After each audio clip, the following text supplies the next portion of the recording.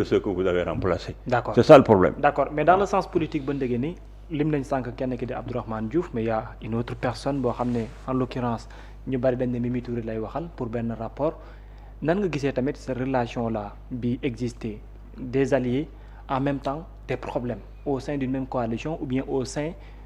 de même gouvernement. Bon, y a rien de surprenant. Il y a des problèmes yoo xam ne qui sont des problèmes qui sont latents. léegi dañuy xool di seet yan moment la ñuy feeñoo yooyu mais le truc de Pastef bi mu tàmbalee mais ñëpp xamoon nañ ne y a des gens yu nekk ci biir Pastef yoo xam ne yii gars yi accepté wuñu leen dans leur grande majorité. waaw loolu dafa génn léegi rek mais tôt ou tard da doon génn. te les premiers signes Ousmane Sonko wane na ko ba ñuy dem ca législative yi. lim doon bañ mooy bu ne woon alliés yi gis nga gars yi yooyu ñooñu ñuy wax. mën nañoo dugg ci biir liste yi te il voulait pas d'eux, il veut de Pastef. dégg nga que ce soit présidence de la République partout Sonko veut Pastef donc il gouverne avec Pastef am na si droit am donc man rafetul parce que compétence dañoo bari am na ñoo xam nekkuñu Pastef ñoo man ñi nekk ci biir Pastef am na ay Sénégalais yoo xam duñu Pastef duñu Benno Bokk Yaakaar c'est des citoyens sénégalais. Parce que nous sommes une grande démocratie, une grande puissance en ressources humaines te duñu ay burkinabé duñu ay ivoiriens te lu ñu def mu impact ci biir nit ñi kon nag compétence daf leen war a utiliser ñëpp liggéey parce que xoolal c'est l'intérêt général au détriment de nos intérêts particuliers kon loolu muy def noonu dafa war a xam ne mënut a tas APR tey mënut a tas APR ëllëg li ko war mooy dafa am ñu ko fi jiitu woon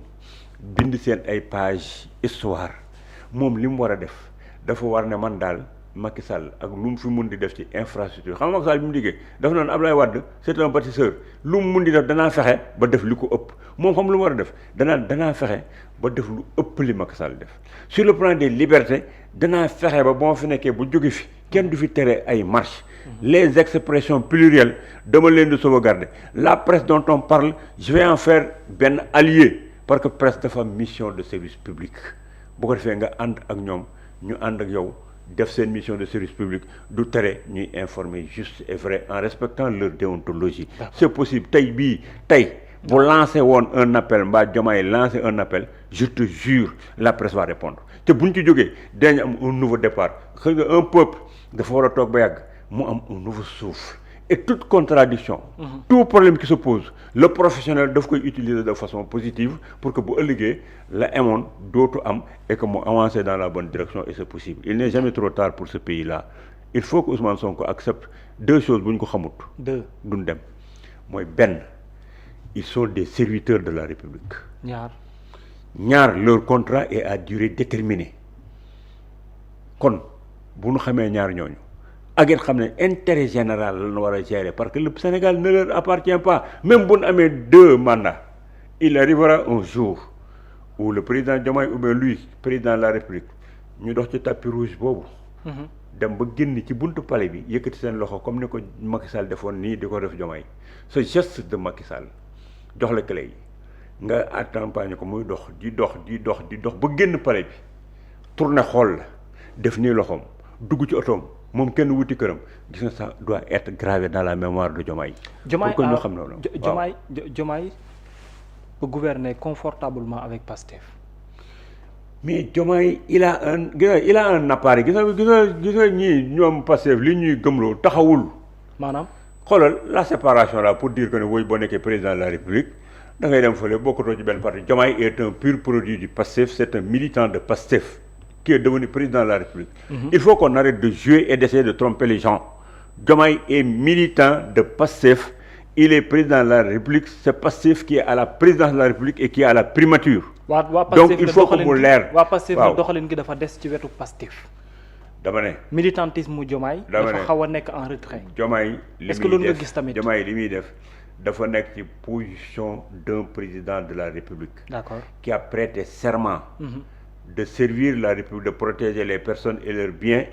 et de s'asseoir sur la Constitution. Léegi aujourd'hui su ñu demee ba 2029 su ñu defoon passé perte pouvoir bi kuy rendre compte c'est pas le premier ministre Ousmane Sonko c'est Diomaye. Macky Sall du ma fi nekkoon est-ce que da ngeen dégg ñu jàpp premier ministre mi yeeg gars yi fi nekkoon il est au Maroc lan ba muy dem njabootam la demal te encore autre chose bi ñu toogee fii di am problème ak ñoom Sonko ay 21 2021 2022 gars yi wàcc fii ci mbedd yi ak affaire je disais aux jeunes de l'APR